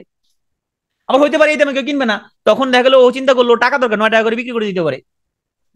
হইতে পারে বেশি দামে কেউ কিনবে না, কোম্পানি খারাপ, কিনবে না বেশি দামে, এরকমও তো হইতে পারে, তাই না? এরকমও হইতে পারে। ইনিশিয়াল যদি হয় এরকম, তাহলে আইপিও প্রাইস ঠিক করে অনেকগুলো ওয়ে আছে, অনেকগুলো ওয়ে আছে। হ্যাঁ, অনেকগুলো তার মধ্যে খুব নতুন একটা অনেকগুলো ওয়ে আছে। এগুলো সবগুলো স্টক আমাদের যে সিকিউরিটি এক্সচেঞ্জ তারা হচ্ছে ঠিক করে। হ্যাঁ, সরকারি সংস্থা আছে, হ্যাঁ, সিকিউরিটি এক্সচেঞ্জ যে তারা ওটা এগুলা নিয়ম নীতি আছে তাদের যে কিভাবে প্রাইসিংটা হবে। হ্যাঁ, ওকে। তো এখানে তাইলে এতটুকু আমরা বুঝতে পারছি কিনা, এতটুকু বুঝতে পারছি কিনা আমরা? 2 নম্বরে কি বসে এগুলো আমরা আলোচনা করবো যে কিভাবে হইতে পারে ওর কোম্পানি এটা 10 টাকা তো হইতে পারে না, এরকম হইতে পারে যে এখানে আমাদের 2 নম্বরে কেমনে হয়, যে কেমনে কি করার লোকজনে ফাঁকি ঝুঁকি কেমনে করে এখানের মধ্যে, এরা আমরা সব বুঝাবো। তা এতটুকু যদি বুঝি তাইলে আমরা একটু সামারি করি। আচ্ছা, আপনাদের লাখ বলে সুবিধা নাকি মিলিয়ন বলে সুবিধা? লাখ বলে সুবিধা না মিলিয়ন বলে সুবিধা? বাংলাদেশের বাইরে সবাই মিলিয়নে হিসাব করে, বাংলাদেশে হচ্ছে লাখে হিসাব করে। Okay, আচ্ছা, যেটা বলে সুবিধা সেটা আমরা আলোচনা করবো। বাইরে মানে লাখ খুব একটা ইউজ হয় না, বেশিরভাগ মিলিয়নে আমরা কথাবার্তা বলি আর কি। আচ্ছা, লাখে বলি, ওকে ঠিক আছে, আমি মিলিয়নে বলি, আমি এখন লাখে বলবো। ওকে, তাহলে বর্তমানে জালাল প্রাইভেট পাবলিক লিমিটেড যে কোম্পানি, তার টোটাল শেয়ার কত? 20 লাখ। ওকে, সেই 20 লাখ শেয়ার বর্তমানে একটা শেয়ারের দাম 20 টাকা। তাইলে জালালের কোম্পানির সবগুলো শেয়ারের দাম কত? হ্যাঁ হইতে পারে, হ্যাঁ নাজির যেটা হইতে পারে এরকম, ও শেয়ারকে এরকম হয়তো এরকম, তোর কোম্পানি ভালো না এরকম হইতে পারে, কোনো বিনিয়োগ করে পাওয়া যাচ্ছে না, কে কিনতেছে না, তোর আবার টাইম এক্সটেন্ড করে, আবার টাইম এক্সটেন্ড করে, এরকম হইতে পারে। হ্যাঁ, এরকম হইতে পারে, টাইম এক্সটেন্ড করে আবার। রাইট, 4 কোটি টাকা বা 40 মিলিয়ন, হ্যাঁ 4 কোটি টাকা। ওকে, তাহলে জালাল কোম্পানির টোটাল শেয়ার হচ্ছে 20 লাখ। একটা শেয়ারের দাম হচ্ছে 20 টাকা করে, 1 বছর পরের ঘটনা কিন্তু, 1 বছর হয়ে গেছে। এখন জালাল কোম্পানির সব শেয়ারের টোটাল যে দাম 4 কোটি টাকা, ইহাকে কোম্পানির মার্কেট ক্যাপ বলে, ইহাকে কোম্পানির মার্কেট ক্যাপ বলে। এরপর আসি, এই কোম্পানিটা ইনিশিয়ালি যখন তার ব্যবসাটা শুরু করে, ব্যবসাটা যখন শুরু করে এই কোম্পানিটা, তখন একটা শেয়ারের ফেস ভ্যালু কত ছিল? ফেস ভ্যালু কত ছিল? 10 টাকা, রাইট? এই 10 টাকা জিম্মাদারি আছে, কোনো কারণে কোম্পানি যদি দেউলিয়া হয়ে যায়, প্রতি শেয়ারের বিপরীতে 10 টাকা করে পাওয়া যাবে। এটা ফেস ভ্যালু 10 টাকা, এটা জিম্মাদার আছে এটা, হ্যাঁ জিম্মাদার আছে এটা। তাহলে এই কোম্পানির যদি 20 লাখ শেয়ার যদি থাকে এবং একটা শেয়ারের দাম যদি হয় 10 টাকা, তার টোটাল কত? টোটাল কত ছিল ইনিশিয়ালি? 2 কোটি, তাই না? টোটাল ছিল 2 কোটি টাকা, যেখানে জালালে ছিল 1 কোটি টাকা এবং সে জনগণ থেকে নিচ্ছে আরো 1 কোটি। ইহাকে বলা হয় পেইড আপ ক্যাপিটাল বা পরিশোধিত মূলধন। আমি যদি কোনো ভুল টার্ম ইউজ করি এখানে আমাকে ধরাই দিয়েন, যারা কমার্সের লোকজন আছেন, আমি তো কমার্সে পড়াশোনা করি নাই, আমি নিজে নিজে এমনি বোঝার চেষ্টা করছি আর কি। আমি ভুলভাল বললে আমাকে ধরাই দিন, সমস্যা না, আমি আপনাদের কাছে শিখতে চাই। এবং আমার সেশনগুলো নেওয়ার একটা উদ্দেশ্য আপনাদের কাছে কিছু শেখা, কারণ পড়াইলে এখানে দেখা আপনারা হয়তো ভুল ধরে দিচ্ছেন, আমি হয়তো শিখে নিলাম আবার। তাহলে আমরা এটা হলো মার্কেট, এখন এগুলো কেন বলতেছি এইটাও আমরা আসবো, এইটাও আপনি বুঝতে পারবেন। মার্কেট ক্যাপ হচ্ছে এই মুহূর্তে কোম্পানির সবগুলো শেয়ারের বর্তমান দাম কত, এই মুহূর্তে, এই মুহূর্তে কোম্পানির সবগুলো শেয়ারের দাম কত, এটা হচ্ছে মার্কেট ক্যাপ। তাহলে 20 লাখ শেয়ার আছে, আমরা হোমওয়ার্ক করবো। একটা শেয়ারের দাম 20 টাকা, তাহলে টোটাল সবগুলো শেয়ারের দাম হচ্ছে 4 কোটি টাকা। এগুলো কেন, এগুলো আমরা জানার দরকার, সেটা আমি বলবো। আর সে যখন শুরু করে ব্যবসা, তখন একটা শেয়ারের দাম ছিল 10 টাকা, ওটা ছিল তার ফেস ভ্যালু। তাহলে 20 লাখ শেয়ার 10 টাকা যদি ফেস ভ্যালু থাকে তাহলে তার টোটাল ইনিশিয়ালি মূল্য ছিল সবগুলো শেয়ারের দাম ছিল 2 কোটি টাকা। এই 2 কোটি টাকাকে বলা হয় পেইড আপ ক্যাপিটাল। আমরা একটু দেখি তাইলে একটা কোম্পানির এখানের মধ্যে এই জিনিসগুলো জেনে আমাদের লাভটা কি। স্টক নাও যারা ইনস্টল করছেন তারা এই ফান্ডামেন্টাল এখানে দেখেন, এই যে ফান্ডামেন্টাল এখানে দেখেন, অথবা লঙ্কা বাংলা পোর্টালে যায় দেখেন, এখানে লঙ্কা বাংলা এখানে যাই দেখতে পারেন। ধরেন আমি লিখলেন স্কয়ার ফার্মা, এই যে এখানের মধ্যে দেখতে পাবেন এগুলো। হ্যাঁ, এই যে এখানে দেখেন আমি স্টক মধ্যে দেখতেছি। তাইলে আমি এখানে দেখি তো যে একটা কোম্পানি ধরলাম স্কয়ার ফার্মা, তাহলে এটা ফান্ডামেন্টালে ক্লিক করেন। দেখেন তো এই ক্যাটাগরি কি, ক্যাটাগরি কেমন হয়, এগুলো আমরা আলোচনা করবো আস্তে আস্তে। দেখেন তো এই কোম্পানির আমাদের টোটাল শেয়ার কত ছিল। ওই যে শুরুতে আপনারা যখন দেখছিলেন টোটাল শেয়ার কত ছিল, স্কয়ার ফার্মার টোটাল শেয়ার কত, টোটাল শেয়ার কত স্কয়ার ফার্মার। যদি কোম্পানি ফুটে যায় ও 10 টাকা পাবে, কোম্পানি যদি ফুটে যায় 10 টাকা পাবে, ও 10 টাকা জিম্মাদারি আছে। কত, 88 কোটি, 88 কোটি 65 লক্ষ শেয়ার ছিল, টোটাল শেয়ার ছিল স্কয়ার ফার্মার। হ্যাঁ, তাহলে যেহেতু একটা শেয়ারের ফেস ভ্যালু 10 টাকা, তাহলে 88 কোটি 65 লক্ষ শেয়ারকে 10 টাকা 10 দিয়ে যদি গুণ করি তাহলে কত কোটি হয়, 886 কোটি হয়, তাই না। দেখেন তো এই পেইড আপ কত, 886 কোটি। এটা হচ্ছে কোম্পানি পরিশোধিত মূলধন, এটা পেইড আপ ক্যাপিটাল 886 কোটি। এটা কি বুঝতে পারছি। কোম্পানির টোটাল যতগুলো শেয়ার ওইটা, এবং কোম্পানির ফেস ভ্যালু কত, প্রতিটা শেয়ারের ফেস ভ্যালু 10 টাকা, সবগুলো ফেস ভ্যালু 10 টাকা, তাহলে 10 দিয়ে গুণ দিলে আমরা যে অ্যামাউন্টটা পাবো কতটা, 886 কোটি টাকা। এবার আসেন স্কয়ার ফার্মার টোটাল শেয়ার হচ্ছে যে 88 কোটি 65 লক্ষ, ওর একটা শেয়ারের দাম কত বর্তমানে, লাস্ট বিশুদ্ধবারে কত, বিশুদ্ধবারে লাস্ট কত ছিল, 234 টাকা 90 পয়সা। তাইলে সব শেয়ারের ফেস ভ্যালু 10 টাকা, সবগুলো ফেস ভ্যালু 10 টাকা। হ্যাঁ, এটা এটা প্রসপেক্টাসে লেখা থাকে, এটা সব হিসেব নাকি 10 টাকার উপর হবে, সব হিসেব নাকি 10 টাকার উপর হবে, কারণ টাকা কালেক্ট করার সময় 10 টাকা ফেস ভ্যালুতে কালেক্ট করছে, যদিও তো ওরা যখন কালেক্ট করে তখন ফেস ভ্যালুর সিস্টেম 100 টাকা সিস্টেমে ছিল। এখন সবগুলো 10 টাকা ফেস ভ্যালু। না, টোটাল শেয়ার তো ফিক্স থাকবে না, টোটাল শেয়ার তো হচ্ছে যে এক এক কোম্পানি এক এক রকম হবে, এক কোম্পানি এক এক রকম হবে। তাহলে ওর সবগুলো শেয়ার যদি আমরা কিনে ফেলতে চাই তাহলে কত টাকা লাগবে, ধরলাম লাস্ট ওয়ার্কিং ডেতে ওর শেয়ারের দাম ছিল 234 টাকা 90 পয়সা। হ্যাঁ, 10 টাকা থেকে বেরিয়ে 234 টাকা। এই কোম্পানিটা তো রেজিস্টার্ড হয়েছে কত সালে, এই কোম্পানিটা হচ্ছে রেজিস্ট্রেশন হয়েছে মার্কেটে কবে আসছে, এটা 1995 সালে মার্কেটে আসছে। তখন অবশ্য 10 টাকা ফেস ভ্যালু ছিল না, তখন ফেস ভ্যালু সিস্টেম ছিল 100 টাকা। তারপরে এখানে বোনাস শেয়ার দিছে, ও প্রাইস আপ ডাউন করছে, আমরা আসবো আস্তে আস্তে আলোচনায়, আস্তে আস্তে আসবো। হ্যাঁ, বোনাস শেয়ার হলে কি হয় না হয় সেগুলো আমরা আস্তে আস্তে সবই কভার করি ইনশাল্লাহ। হ্যাঁ, একটু আমরা আস্তে আস্তে যাই, জাস্ট আমাকে একটা আনসার দেন। এখানে এই যে কোম্পানির টোটাল শেয়ার হচ্ছে 88 কোটি 65 লক্ষ, তাহলে কেউ যদি মনে করে যদি লাস্ট ওয়ার্কিং ডেতে তার যে প্রাইসটা 234 টাকা 90 পয়সা, এই প্রাইস দিয়ে যদি আমরা টোটাল শেয়ারকে গুণ করি, যে অ্যামাউন্টটা পাবো ওটা হচ্ছে ওই কোম্পানির মার্কেট ক্যাপ। তাহলে কত কোটি মার্কেট ক্যাপ, তাহলে তার টোটাল শেয়ার যত, ওইটাকে আমরা যদি তার শেয়ারের প্রাইস দিয়ে যদি গুণ করি, ওটা হচ্ছে তার মার্কেট ক্যাপিটাল। কত কোটি এখানে, 88 কোটিকে 234 দ্বারা গুণ দিলে কত কোটি আসলো এখানে। কোম্পানি ফুটে গেলে ফেস ভ্যালুটা পাবেন। হ্যাঁ, ফুটে যায় কোম্পানি, কত রেকর্ড দেওয়া হবে ইনশাল্লাহ, 20,882 কোটি, 20,882 কোটি, এটা হচ্ছে তার মার্কেট ক্যাপ। এবার আসেন নিচে একটা টার্ম আছে, এখানে লেখা অথরাইজড ক্যাপ, অথরাইজড ক্যাপ। এখন দেখেন তো এই কোম্পানির পেড আপ ক্যাপ হচ্ছে 886 কোটি, আর অনুমোদিত মূলধন হচ্ছে 1,000 কোটি। ফেস ভ্যালু সবারই 10, ফেস ভ্যালু সবারই 10, যত শেয়ার মার্কেটে যত শেয়ার আছে সবগুলো ফেস ভ্যালু 10 টাকা, সবার ফেস ভ্যালু 10, এটা আলাদা করে আর মনে রাখা লাগবে না, সবার ফেস ভ্যালু 10, সব নিকাশ 10 টাকার উপর হবে। তাহলে এই কোম্পানির তার বর্তমানে পেইড আপ কেবল 886, আর সরকার তাকে অনুমতি দিচ্ছে কত, 1,000 কোটির। তাহলে সে চাইলে আরো কত কোটি সে কালেক্ট করতে পারবে,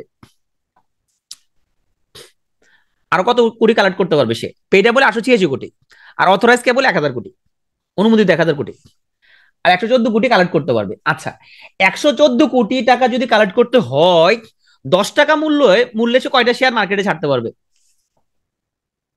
114 কোটি টাকা কালেক্ট করার জন্য 10 টাকা মূল্যের সে কয়টা শেয়ার মার্কেটে ছাড়তে পারবে আরো? আর জুই মিনিমাম ম্যাক্সিমাম আমরা আস্তে আস্তে আসবো। এখন যেখানে আছি আমরা এখানে একটু মনোযোগ দিই। হ্যাঁ, আমরা এখানে এখানে মনোযোগ দিই আমরা। জুই বলছে যে এখানে, নাহিদ বলছে এটা কেমনে, শফিকুল বলছে কেমনে হইলে। দেখো শফিকুল, দেখেন এখানের মধ্যে পেড আপ হচ্ছে 886 কোটি, পেড আপ হচ্ছে 886 কোটি, আর অথরাইজড অনুমতি আছে 1000 কোটির। তাহলে কোম্পানি চাইলে আরো 114 কোটি কালেক্ট করতে পারবে। 114 কোটি কেমনে কালেক্ট করে? শেয়ার ইস্যু করে, তাই না? তাহলে 114 কোটিকে আমরা যদি 10 দ্বারা ভাগ দেই তাহলে কত? 11.4 কোটি। তাহলে সে চাইলে মার্কেটে আরো 11.4 কোটি শেয়ার ইস্যু করতে পারবে। সে চাইলে মার্কেটে আরো 11.4 কোটি শেয়ার ইস্যু করতে পারবে।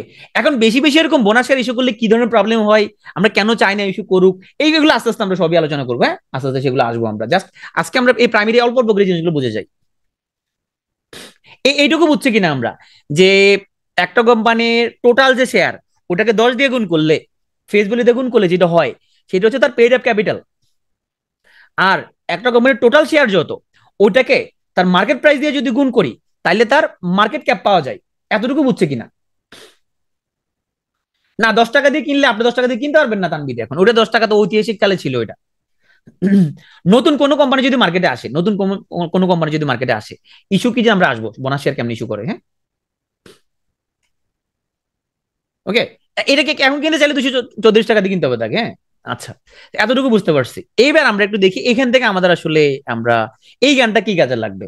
তাহলে আমরা total share, price per share, market cap, paid up cap, authorised capital, এই জিনিসগুলো বুঝছি। এখন মার্কেট ক্যাপ কেন জানা দরকার? আচ্ছা আমাকে একটু বলুন তো, একজন বললো সে অনেক ধনী, স্কয়ার ফার্মের সব শেয়ার সে কিনে ফেলবে, এবং পাবলিকের কাছে স্কয়ার ফার্মের শেয়ার কত আছে? 31 কোটি আছে। সে যদি বেশি অ্যামাউন্টে যদি কেনা শুরু করে, যদি হঠাৎ করে সে বেশি অ্যামাউন্টে যদি কেনা শুরু করে, তাহলে কি এটার দাম কি 234 থাকবে না আরো বেড়ে যাবে? ধরুন কেউ অনেক কি কিনে ফেলতেছে এখানের মধ্যে, বসে বসে সে কিনতেছে, অনেক বেড়ে যাবে না? তার মানে 31 কোটি শেয়ার কিন্তু 234 কেনা কিন্তু সম্ভব না, সম্ভব না। কারণ সে কেনা শুরু করলে প্রাইস আস্তে আস্তে বেড়ে যাবে। আচ্ছা আমরা ধরেন যুক্তির ক্ষেত্রে ধরলাম যে গড়ে 300 টাকা করে, গড়ে 300 টাকা করে কেনা সম্ভব। যদি বাস্তবে সম্ভব না, বাস্তবে সম্ভব না, কারণ এটা কেনা শুরু করলে প্রাইস বেড়ে যাবে। হ্যাঁ, বেশি কিনলে প্রাইস বেড়ে যাবে। আচ্ছা ধরলাম যুক্তির ক্ষেত্রে আমরা ধরলাম 300 টাকা অ্যাভারেজ প্রাইস। এখন 31 কোটি শেয়ার কিনতে 300 টাকা করে কত টাকা লাগবে? 31 কোটি শেয়ার 300 টাকা করে কিনতে কত টাকা লাগবে তার? কত টাকা লাগবে বলেন, কত টাকা লাগবে? কমেন্টে লেখেন। 31 কোটি শেয়ার 9,300 কোটি টাকা তার লাগবে। বাস্তবে 9,300 কোটি টাকা পারা যাবে না আসলে, কারণ এটা যখন কেউ কেনা শুরু করবে এরকম এত বাক অ্যামাউন্টের প্রাইস 300, 400, 500, 600, 700 ওইরকম হয়ে যাবে, অনেক বেশি হয়ে যাবে। আচ্ছা তারপর ধরলাম আমি, এবার আরেকটা শেয়ার দেখাইতে আমি আপনাদেরকে। ধরেন এটা হচ্ছে ফার্স্ট প্রাইম। হ্যাঁ, এটা হচ্ছে সর্বশেষ গ্যামলিং হওয়া শেয়ার। এখন এটাতে গ্যামলিং চলতেছে এটাতে। দেখেন তো এই শেয়ারটার নাম হলো কত? Prime finance first mutual fund. আচ্ছা এইটা, এই কোম্পানিটা আমরা একটু দেখি তো, যেখানে গ্যামলিং শুরু হলো কোম্পানিটা। ঠিক আছে, আচ্ছা আমরা এখানের মধ্যে এটার গ্যামলিং এর ডেট একটু দেখি। এটা গ্যামলিং শুরু হচ্ছে 6 মাস আগে। আচ্ছা, যেখানে গ্যামলিং শুরু হলো এখানে গ্যামলিং শুরু 15 টাকা করে, এটা ডিসেম্বর থেকে গ্যামলিং শুরু হয়েছে এটাতে। দেখেন তো এই যে ফার্স্ট প্রাইম যে মিউচুয়াল ফান্ডটা, এটার পাবলিকের কাছে কত শেয়ার দেখে বলেন তো। আমি জুম করবো একটু, জুম কি করবো, জাস্ট আমার সাথে সাথে থাকেন, দেখবেন শিখে যাবেন সবকিছু। পাবলিকের কাছে কত শেয়ার আছে? কত শেয়ার? মাত্র 89 লাখ। আচ্ছা ধরলাম 1 কোটি, হিসাবে সুবিধাতে 1 কোটি ধরলাম আমরা। হ্যাঁ, আমরা যেটা ক্যালকুলেট করে যাচ্ছে আমাদের সহজ, 1 কোটি ধরলাম। দেখেন তো এখন এইটা গত ডিসেম্বর মাস থেকে কি একজন এটা কালেক্ট করা শুরু করছে? একজন না, কয়েকজন মিলে কালেক্ট করা শুরু করছে এটা। ধরেন প্রথম দিন কিনছে ডিসেম্বর 4 তারিখে, সে এটা 11,13,000 পিস কিনছে, 16 টাকা 20 পয়সার মতো ছিল ক্লোজিং প্রাইস। পরের দিন 18 লাখ কিনছে 17 টাকা করে, 50 লাখ কিনছে 19 টাকা করে, 23 লাখ এখানে ট্রেড হয়েছে কত? 20 টাকা করে। এখন একটা নর্মালি চিন্তা করুন তো, এখানে ধরলাম আবার এই যে 25 টাকা করে কেউ নিছে, ধরলাম কয়েকজন 4-5 জন মিলে, তাহলে 25 টাকা করে যদি এখানের মধ্যে এই 1 কোটির মধ্যে 50 লাখ যদি কিনে ফেলতে হয় কত টাকা লাগবে? ধরলাম এদের যে 89 লাখ শেয়ার যে আছে, ও কিন্তু 50 লাখ শেয়ার 4-5 জন মিলে কিনে ফেলবে, 4-5 জনে কিনে ফেলবে। কিনে ফেলবে। তো কিনে ফেলতে কত টাকা লাগবে? ধরেন আবার 25 টাকা করে খরচ হচ্ছে ওদের। এই যে দেখেন এখান দিয়ে ওরা এই যে কিনা শুরু করেছে, এখান দিয়ে দেখেন 11 লাখ কিনছে, 18 লাখ, 50 লাখ কিনছে এখান দিয়ে, 23 লাখ টাকা কিনে হয়েছে। ধরলাম 25 টাকা করে কিনছে, যদি 25 টাকা না আর একটু কম মনে হয়, বা 20 টাকার মতো মনে লাগবে, যে 20 টাকা ধরেন, 20 টাকা, আচ্ছা 20 টাকা ধরেন, 20 টাকা, ধরলাম 50 লাখ 20 টাকা করে কিনে ফেলছে কেউ, তাহলে কত লাগবে? তাহলে কি হলো এখানের মধ্যে ঘটনা? কি হলো ঘটনা হচ্ছে যে একটা বোগাজ একটা জিনিস, যে শেয়ারের আসলে এটার আসলে ব্যবসা বাণিজ্য তেমন কিছুই নাই এখানের মধ্যে। আহ একটা একদম অ্যাবসলিউটলি বোগাস একটা জিনিস। কি হইলো, কিছু লোকজন, ওর নাম হচ্ছে আমাদের হচ্ছে যে নোবেল হাসান, নোবেল, আমাদের নোবেল ভাই, ইনি হচ্ছে নোবেল, হ্যাঁ, ইনি হচ্ছে নোবেল। আর নোবেলের পাশে এদিক দিয়ে আছে অরূপ আছে, এদিক দিয়ে আছে অরূপ, আর এদিক দিয়ে আছে ইমতিয়াজ, এদিক দিয়ে আছে ইমতিয়াজ, এদিক দিয়ে আছে তানজিল, হ্যাঁ, এই হচ্ছে তানজিল। এখন এই যে নোবেল, নোবেল এই অরূপ, ইমতিয়াজ, তানজিল ওদেরকে বললো যে চলো ভাগিনা, আমরা হচ্ছে এইটাতে গ্যাম্বলিং করব, আমরা আমরা এই শেয়ারটা, চলো এটা গ্যাম্বলিং করি, আমরা এটা আস্তে আস্তে কেনা শুরু করি। নোবেল হইলো মামু, নোবেলকে কি বলা হয় মার্কেটের মামু, এরা হচ্ছে নোবেলের ভাগিনা। ওদের গ্রুপে আরো লোকজন আছে, 8-10 জন লোক আছে আরো। ওরা চিন্তা করলো যে হচ্ছে ওরা এটা গ্যাম্বলিং করবে। কি করলো ওরা? কত কোটি টাকা খরচ হলো তো গ্যাম্বলিংটা করতে? মাত্র 12.5 কোটি, তাই না? মাত্র মাত্র কত? 12.5 কোটি টাকা খরচ হয়েছে ওদের। এখন এইটা করে ওরা কিনে বসে আছে। কিনে বসে থাকার কারণে কি হয়েছে একটু দেখি এটা, কারণ ওরা তো বেচবে না, মার্কেটে আর্টিফিশিয়াল ক্রাইসিস। মার্কেটে কি হয়েছে? ক্রাইসিস, কারণ ওরা বেচতেছে না, ওরা যদি কিনে বসে আছে, কিনে ওরা কি চুপচাপ ওরা বসে আছে। আচ্ছা এখন চুপচাপ বসে থাকার কারণে এখানের মধ্যে আমরা একটু দেখি যে এখানে আমাদের কি অসুবিধা হচ্ছে, আমরা একটু দেখি। আমি একটু যাই।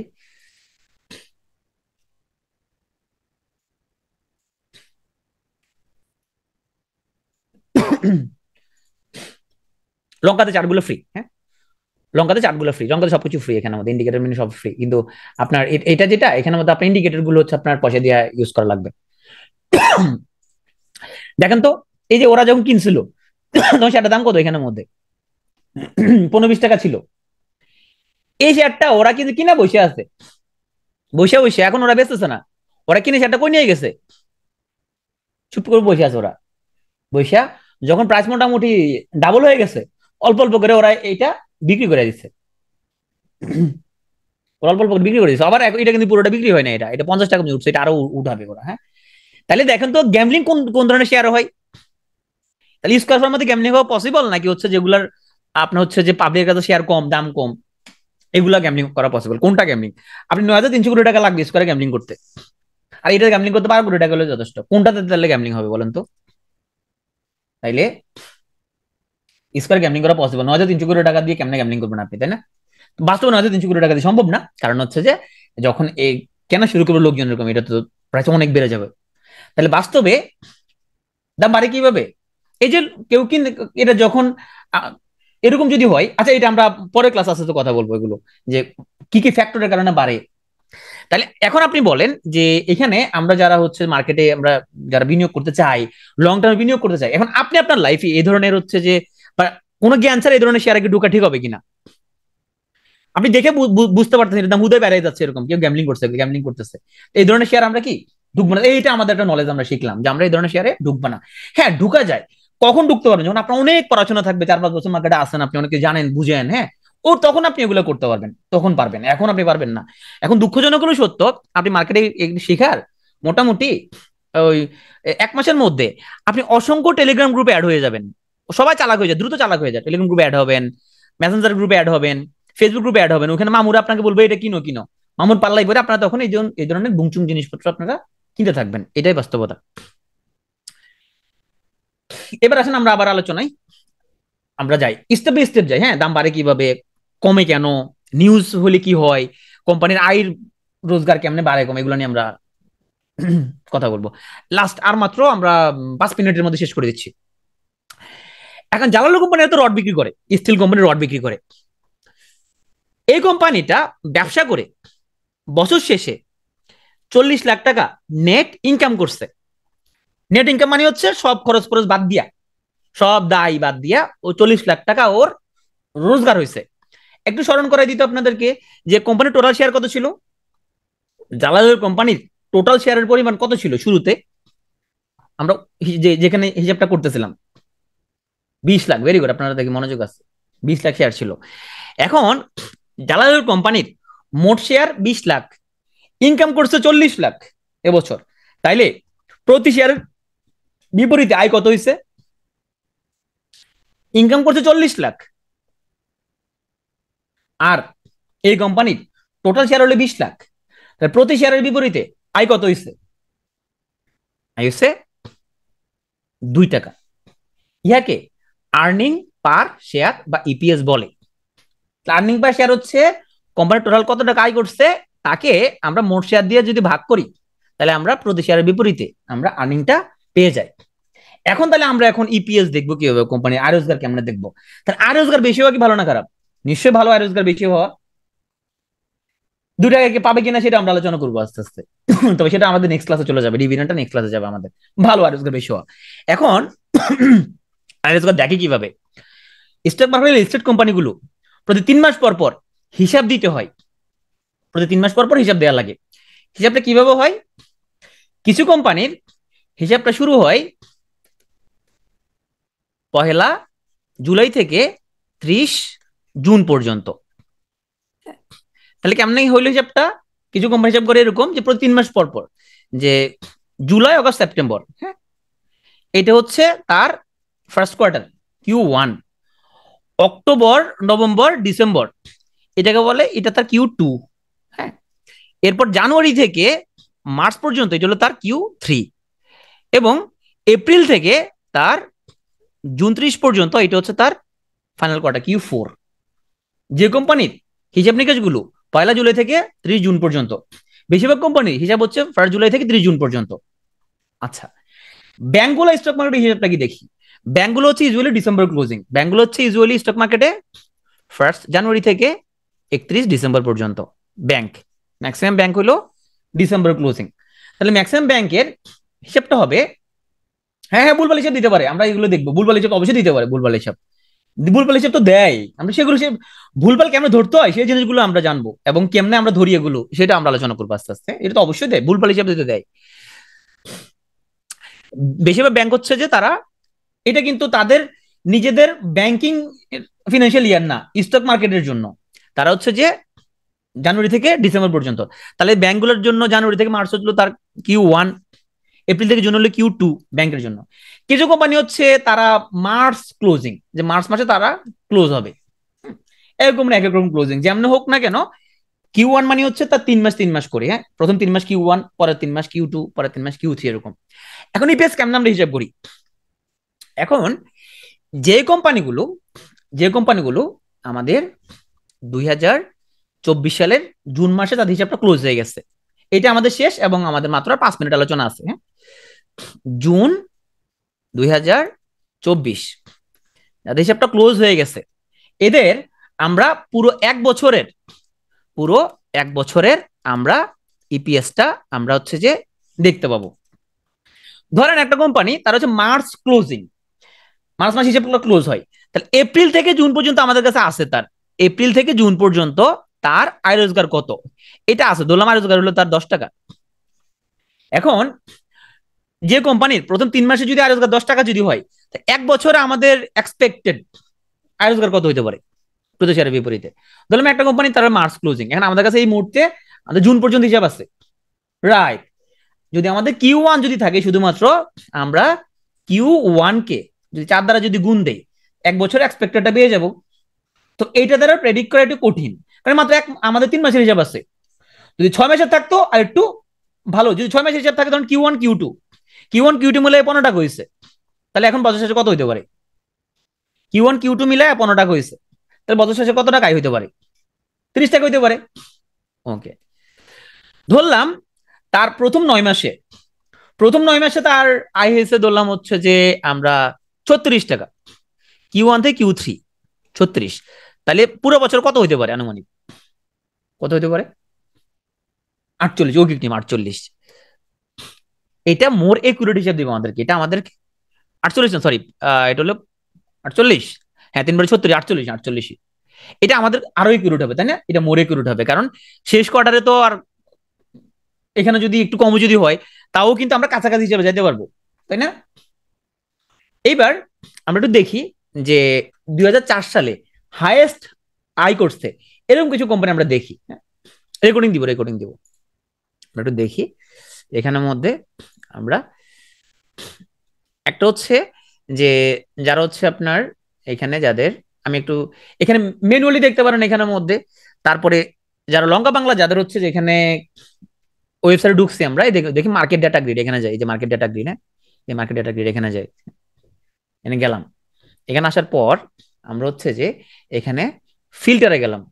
ফিল্টারে গিয়ে আমাদের ধরলাম এগুলো লাগবে না, আমাদের আমাদের এগুলো কিছু লাগবে না, আমরা এগুলো দরকার নেই, আমরা শুধুমাত্র দেখতে চাই তার হচ্ছে যে ইপিএস দেখতে চাই আমরা। আমরা এখানের মধ্যে কত ইপিএস দেখতে চাই, এগুলো দেখতে চাই না, এগুলো বাদ দিলাম। ওকে, আমরা এই যে এখানের মধ্যে ইপিএস কলামটা আমরা হচ্ছে যে পেয়ে গেছি, এই যে আমাদের ইপিএস। হ্যাঁ ওকে, আমরা দেখি এখানে আমাদের লেখা আছে যে রেকিট 62 টাকা ইপিএস। এটা দেখে আসলে এখানে মধ্যে বোঝা যাবে না এটা 1 বছরের নাকি 3 মাসে না 9 মাসে, এটা বোঝা যাবে না, এটা হ্যাঁ বোঝা যাচ্ছে না। এটা কাজ করি আমরা রেকিটে, আমরা ক্লিক করে ঢুকি এখানের মধ্যে, ঢুকে দেখি তো কি লেখছে। রেকিটের প্রথম কোয়ার্টার ইপিএস 32 টাকা, আর 6 মাস ইপিএস হলো 62 টাকা। তাহলে বলুন তো 1 বছর আপনার এক্সপেক্টেড কত? রেকিট হারপিক কোম্পানির 6 মাস হলো 62 টাকা। তাইলে আমরা কোন ক্লোজিং, এটা হচ্ছে ডিসেম্বর ক্লোজিং, তাহলে 24 সালের ডিসেম্বরের ক্লোজ রেট 124 টাকার মতো, 140 টাকা এটা হইতে পারে, 140 ধরে 124 এরকম হইতে পারে, রাইট? আগের বছর কি বছর দেখি তো আমরা একটু তার দেখি তো রেকিটে, এই যে এখানের মধ্যে আপনি আসি তাহলে দেখতে পাবেন এখানে। দেখি তো আমরা 18 সালে তার ইপিএস 70 টাকা, 19 সালে 131 টাকা, 20 সালে 156 টাকা, 21 সালে 171 টাকা, 22 সালে 139 টাকা, 23 সালে 173 টাকা তার কি হয়েছে ইপিএস হচ্ছে তার 23 সালে। হ্যাঁ আচ্ছা, স্টক নাও যারা এখান থেকে আপনি বের করতে পারবেন। হ্যাঁ স্টক নাও উপরে দেখেন আপনার এই যে ডাটা ম্যাট্রিক্স, হ্যাঁ ম্যাট্রিক্স এখানের মধ্যে দেখেন, এখানে এই যে উপরে ক্লিক করলে এখানে এই যে দেখেন এটা গত বছরটা, এই 2023 সালে একদম ইয়ার ক্লোজিংটা দেয়া আছে এখানে। তাহলে 2023 সালে সবচেয়ে বেশি আর্নিং হওয়া কোম্পানি কি? রেকিট, কত? 173 টাকা তার ইপিএস। সেকেন্ড কে? মেরিকো, 146 টাকা আইসে, প্রতিসার বিপরীতে গত বছর, মানে মানে আমাদের হচ্ছে লাস্ট অর্থ বছর, গত বছর লাস্ট অর্থ বছর, কারণ মেরিকো এটা হলো মার্চের তারিখে আপনাকে শেষ হয়। তারপর হচ্ছে যে এখানের মধ্যে বার্জার হচ্ছে যে 70 টাকা, ইউনিলিভার হচ্ছে যে 50 টাকা, তারপর পদ্মা হচ্ছে 40 টাকা। ওকে তারিকুল, আমাকে ইনস্ট্রাকশন দেওয়া যাবে না যে ভাই শেষ করেন? হ্যাঁ কারণ হচ্ছে এখানে আমরা সেশনগুলো যখন করাচ্ছি ধৈর্য ধরা শিখতে হবে, যদি তারা থাকে তাহলে পরে রেকর্ড দেখতে হবে। এখন আমাকে একটু বের করে দেন যে এই কোম্পানিগুলো সর্বশেষ শেষ হওয়া অর্থ বছরে ইপিএসটা কত, নিজে নিজে বের করেন, একটু নিজে বের করেন, একটা একটা করে খুঁজে খুঁজে বের করেন। সার্চ দেন, মেরিকো লেখে সার্চ দেন, সার্চ দেন, আমরা একসাথে করি। আমরা এখানে সার্চ দিচ্ছি, আমি তোকে একবার চার্টই দেখা দিচ্ছি এখানের মধ্যে, চার্ট না ধরলাম আমি হচ্ছে যে এখানে আমরা সরাসরি নিজেরা হচ্ছে যে শেয়ারটা গেলাম। দেখেন উপরে কি লেখা আছে এখানের মধ্যে, দেখেন কি লেখা আছে, লেখা আছে কোম্পানিটা মার্চ 31 তারিখ হিসাবটা ক্লোজ হয়। হ্যাঁ দেখেন এখানে কি কি জিনিস একটু খেয়াল করেন। 2024 সালের Q1, আচ্ছা এই কোম্পানিটা যদি মার্চ ক্লোজিং যদি হয় তাহলে 24 সালে Q1 মানে কোন কোন মাস বলেন তো, বলেন তো, এটাই শেষ আমাদের।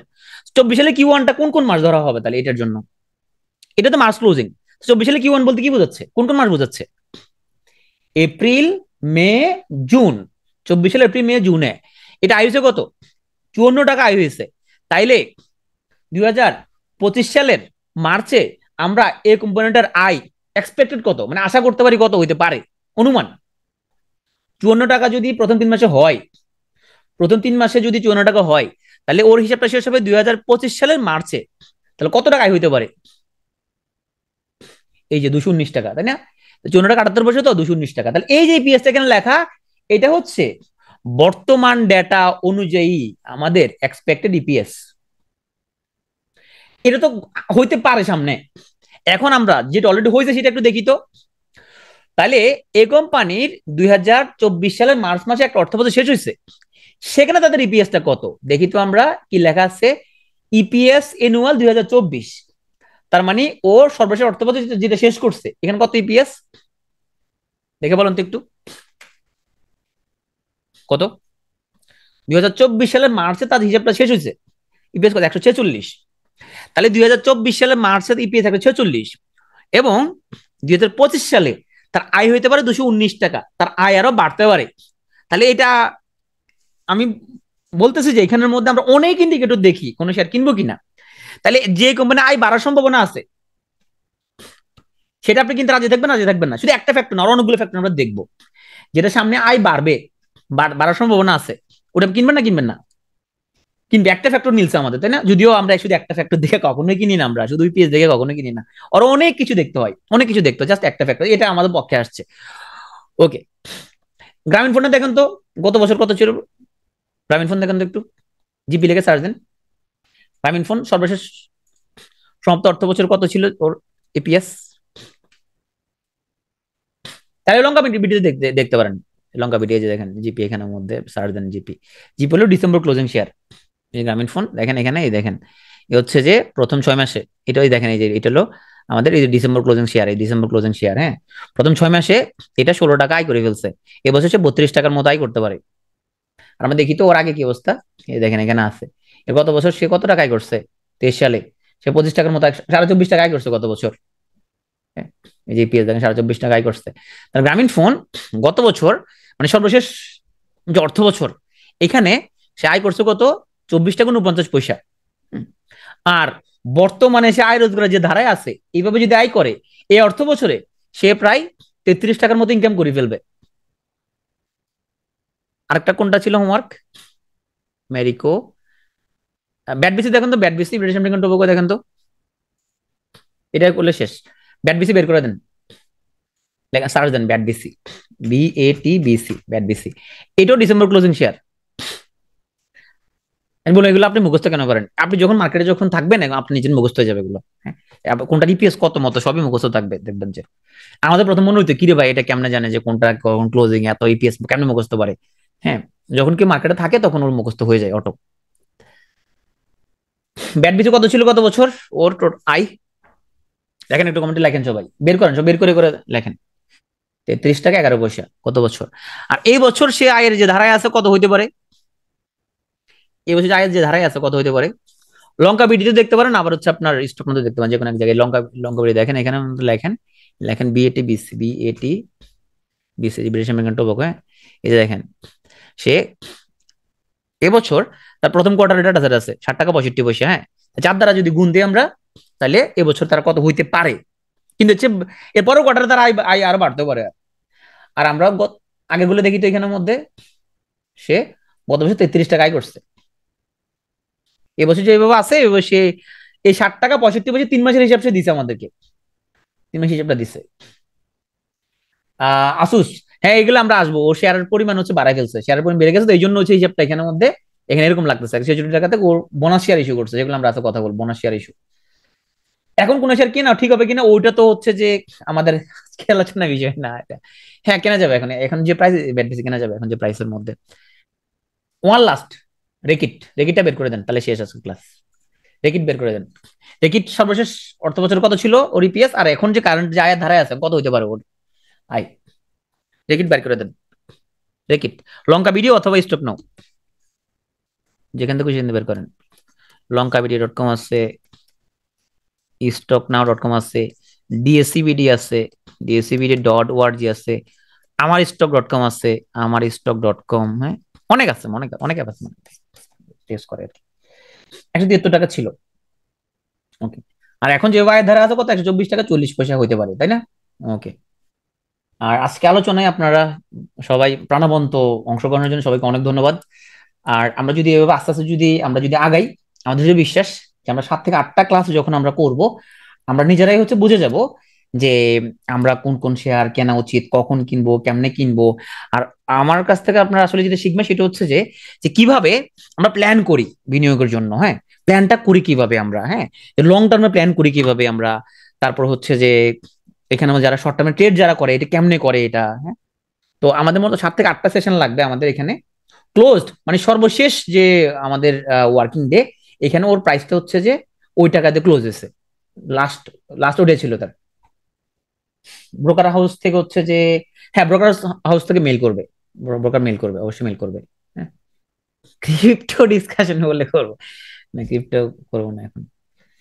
ক্লোজ হয় 2:30টার দিকে, বাট 2:15 থেকে ট্রেড ক্লোজ হয়ে যায়, 2:15 থেকে ট্রেড ক্লোজ হয়ে যায়।